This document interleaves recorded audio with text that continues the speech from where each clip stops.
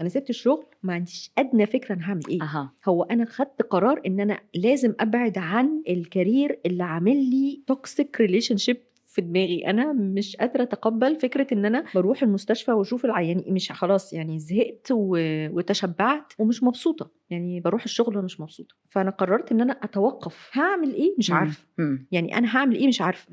وقلت بقى لطارق جوزي مين اول واحد قلتي له على القرار ده؟ طارق كان الاول. طارق. انا مش رايحه تاني خلاص وانا استقلت. طيب خلاص اعملي اللي انت عايزاه. هتعملي ايه بعد كده؟ قلت له مش عارفه. قال لي براحتك خالص اعملي اللي انت عايزاه. بعد كده كان كلام بقى مع ماما.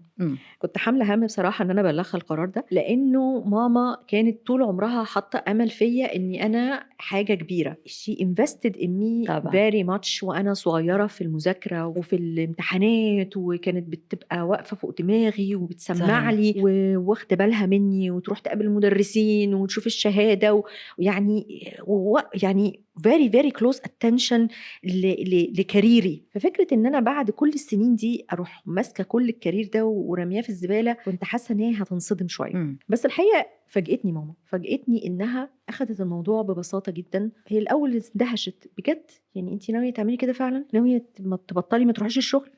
انا ناويه اعمل كده فعلا. يعني انت هتبقي مرتاحه كده؟ قلت لها طيب خلاص حبيبتي اعملي اللي يريحك.